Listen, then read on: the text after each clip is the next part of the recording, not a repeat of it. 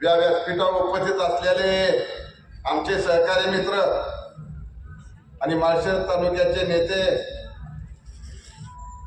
आदरणीय उत्तमरावजी जानकर, सन्माननीय व्यासपीठावर असलेले बाहेरून आलेले सर्व मान्यवर आणि आपल्या तालुक्यातील सर्व पदाधिकारी, सर्व मान्यवर, समोर बसलेले पत्रकार बंधू आणि बावडा आणि बावडा परिसरातून आलेले सर्व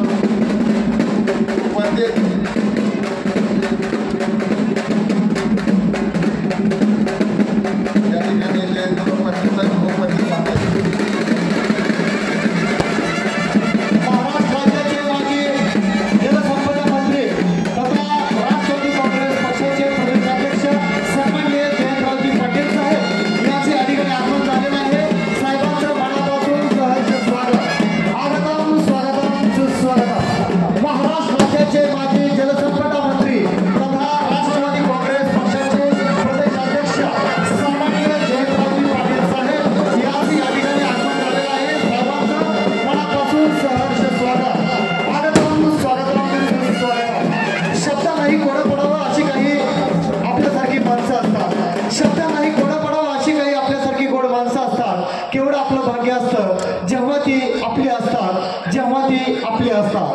साहेबांचं खूप खूप आभार, खूप खूप स्वागत।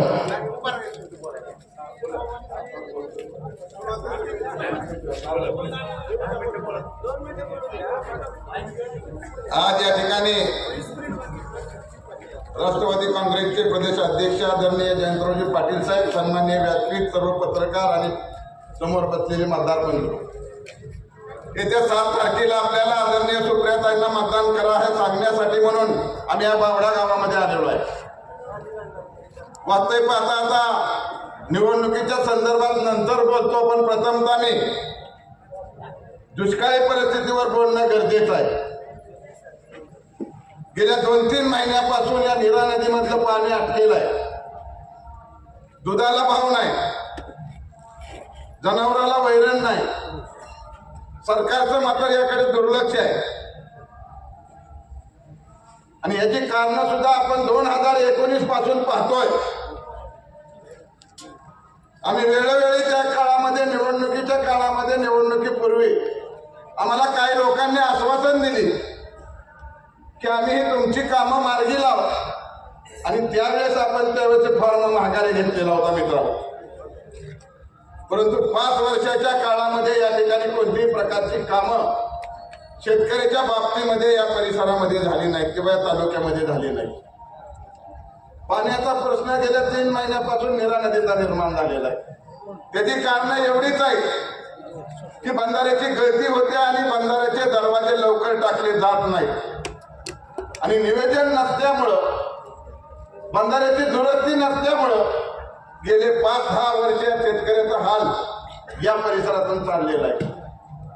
आता सध्या दुधाला भाव नाही, गेल्या 1-2 महिन्यापासून टँकरची आवश्यकता भासते, बोरवेलची आवश्यकता भासते, त्याचप्रमाणे जनावराला चाऱ्याची सुद्धा आवश्यकता भासते आणि जयंत पाटलांच्या माध्यमातून या ठिकाणी निवेदनामार्फत सरकारला निवेदन द्यावं आणि त्यांनी या परिसरामध्ये दुष्काळाच्या परिस्थितीमध्ये छावण्या सुरू करण्याकरता किंवा टँकर चालू करण्याकरता म्हणून प्रयत्न करावा अशी मी सर्वांच्या वतीने जयंत पाटील साहेबांना या ठिकाणी विनंती करतो।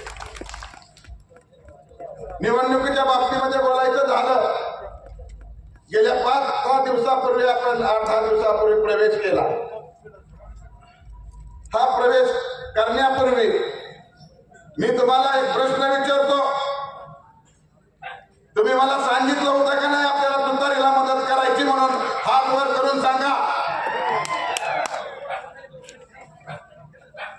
मग आता आपण निर्णय घेतलेला आहे, परत अजून काय सांगायचं? तुम्ही मला सांगितलंय, आता मी तुम्हाला सांगतो की तुम्ही सांगितल्यामुळं मी पवार साहेबांकडे आणि तुतारीवाले माणसाकडे गेलेलो आहे। आता तुमच्या पुढे प्रश्न असा आहे की उद्याच्या निवडणुकीमध्ये तुतारीवाल्या माणसाला आपण मतदान किती करणार आहे? स्वतःचा तर करणार आहात, परंतु आसपास आणि या परिसरामध्ये जाऊन आपण किती मतदान या ठिकाणी करून घेणार आहे याकडे ह्याचा प्रश्न मी तुम्हाला विचारतो. 90%. चला ठीक आहे, 90% म्हणू नका, 90% मतदान सोडा, फक्त ठीक आहे. आज आपण या ठिकाणी पाहतोय मित्रांनो, एक गोष्ट लक्षात घ्या, ज्या वयस्कर माणसाला जर आपण विचारलं ज्यांनी 50 वर्ष या महाराष्ट्राची प्रामाणिकपणे सेवा केली, या महाराष्ट्राला उंचीवर नेऊन ठेवलं, या महाराष्ट्राची मान आणि शान त्या देशामध्ये त्यांनी कुणी केले असेल तर त्यांचं नाव आहे आदरणीय पवार साहेब. आणि अशा पवार साहेबाला जर आपण विसरणार असाल आणि ह्या वयामध्ये विसरणार असाल तर यासारखं पाप कोणीही करू शकत नाही. पाठीमागच्या निवडणुका झाल्या गेल्या, जयंत पाटील साहेब आज त्या लोकांना माहीत झालंय 10 पैकी 9 उमेदवार आपले निवडून येणार आहे. या सर्व लोकांना या गोष्टी आज या ठिकाणी मला काही गोष्टीचा उल्लेख करणं गरजेचं आहे. पाठीमागच्या काळामध्ये काय लोक म्हणतात त्यांचं काय काम हे आपण ऐकलं असेल. आमचं काय काम आहे गेल्या 17-18 वर्षामध्ये या परिसरातल्या लोकांनी पाहिलेलं आहे. कुणी मदती केल्या हजारो मुलींच्या लग्नासाठी, कुणी मदत केली कोविडच्या काळामध्ये अन्नधान्य पुरवण्याची, कुणी मदत केली जिल्हा बँकेमध्ये 17-18 वर्ष काम करताना नवजुनं करण्याची.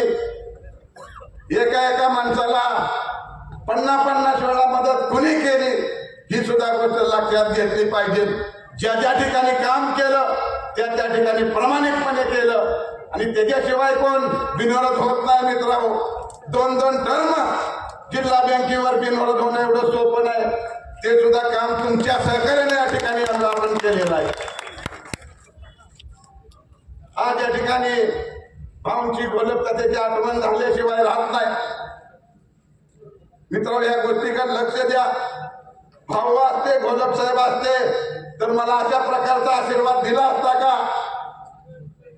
जो आशीर्वाद दिला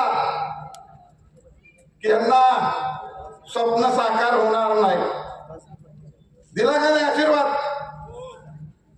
आशीर्वाद दिला का? काय केलं? आशीर्वाद दिला नाही, त्यांचं स्वप्न साकार होणार नाही. कुणाला स्वप्न पडतात?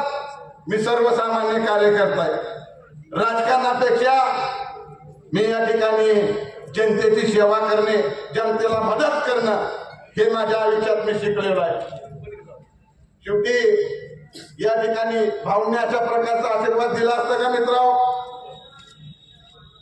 म्हणजे आशीर्वाद नाही, काय तुमच्या शब्दात समजून घ्या. तर ह्या गोष्टीकडे आपण लक्ष दिलं पाहिजे की उद्याच्या निवडणुकीमध्ये आपल्याला सुप्रियाताईंना मतदान करायचंय. सुप्रियाताईला मतदान का करायचंय या गोष्टीचा अभ्यास तुम्ही केलेला आहे. या गोष्टीचा तुम्ही केलेला आहे. मला या ठिकाणी दुसरी गोष्ट बोलायची. जयंत पाटील साहेब, या ठिकाणी असा प्रश्न असतो की नेहमी लोक प्रचाराला जातात, दिवसभर प्रचार करतात, पण घरी मात्र घरच्या बायकोला, मुलीला, मुलांना जोपर्यंत मतदाना दिवशी ज्यावेळेस मतदानाला निघतात त्यावेळेस सांगतात. माझी आपल्याला विनंती आहे, या 4-5 दिवसामध्ये प्रथमतः आपण घरी गेल्यानंतर घरच्या मुला बायकांना यांना सांगा आणि त्यांना सांगितल्यानंतर त्या ज्या वेळेस वेगवेगळ्या कार्यक्रमाच्या निमित्ताने या 4-5 दिवसामध्ये बाहेर जातील ते सुद्धा एक मत आपल्याला मिळवून देऊ शकतात. ही आपल्याला मी या ठिकाणी सांगू इच्छितो. आज वेळ खूप झालेला आहे. शेवटी बोलण्यासारखं अजून खूप आहे.